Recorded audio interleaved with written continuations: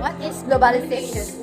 Economic globalization is the increasing interdependence of national economies through cross-border trade, investment, and capital flow. This phenomenon is driven by technology, communication, international policies, and treaties.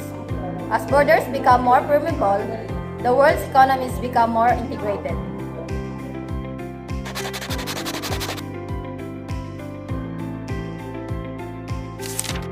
Pros of globalization. First, increased economic growth. Globalization can lead to more efficient resource allocation as countries can specialize in producing goods and services where they have a comparative advantage. It can also foster economic growth through increased trade and investment. Second one is greater access to goods and services. Consumers benefit from a wider variety of products and services, often at lower prices. Businesses gain access to larger markets, increasing their potential for growth. Exposure to different cultures can promote understanding, tolerance, and appreciation for diversity. It can also lead to the cross-pollination of ideas and artistic expression. Increase global cooperation. Globalization can encourage cooperation between nations on issues such as climate change, public health, and security. Last, spread of knowledge and technology. Globalization facilitates the exchange of ideas, technologies, and best practices across borders. This can lead to innovation and improvement in various fields. Cons of globalization. Job displacement. Increased competition can lead to job losses in developed countries as companies move production to countries with lower living costs. Exploitation of labor. Globalization can create opportunities for companies to exploit workers in developing countries with weak labor laws. This can lead to poor working conditions and low wages. Environmental degradation. Increased production and consumption can contribute to pollution, forestation, and other environmental problems. The pursuit of economic growth can sometimes come at the expense of environmental protection. Increased inequality. The benefits of globalization are not always distributed evenly, and it can exacerbate income inequality between and within countries. Cultural homogenization. The spread of global brands and media can lead to the erosion of local cultures and traditions. There is a fear of the loss of cultural diversity. Economic interdependence risk. Increased interdependence can mean that economic crisis in one nation can very rapidly affect many other nations. It's important to recognize that globalization is an ongoing process with both positive and negative consequences.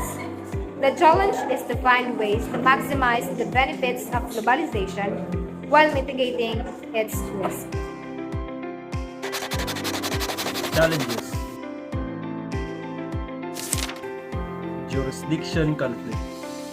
The Philippines, being an archipelago, faces a unique challenges in maritime law enforcement, particularly with transitional crime like illegal fishing and human trafficking.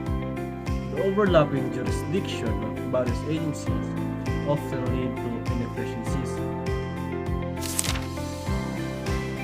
Resource allocation. With limited resources, the Philippine National Police or PNP struggles to effectively combat cybercrime and other technologically advanced processes. Investment in specialized training and equipment is crucial. Cultural differences. In dealing with international crimes involving foreign nationals, cultural sensitivity is paramount. Language barriers and differing legal system can hinder investigation and cooperation. Complexities of international cooperation. While the Philippines collaborates with international agencies like Interpol, streamlining data sharing in joint operations remains a challenge due to bureaucratic processes and data privacy concerns. Reflecting on lessons learned, the PNP has made strides in combating traditional crime through partnership with international law enforcement agencies. However, the need for enhanced training in cybercrime and digital forensic is evident. The importance of community engagement and cultural sensitivity in policing has been highlighted in dealing with diverse population. Strategic proposal. Practical strategies.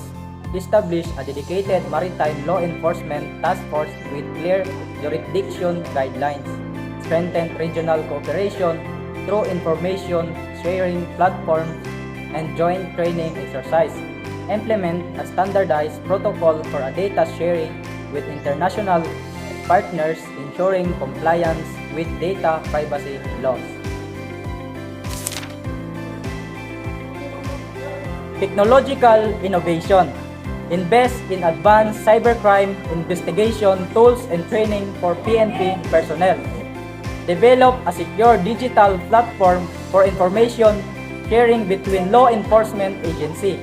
Increase the use of AI for analyzing large data sets to detect criminal patterns.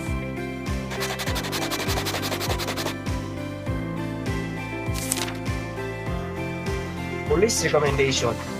Harmonize national laws with international high standards on cybercrime and traditional crime.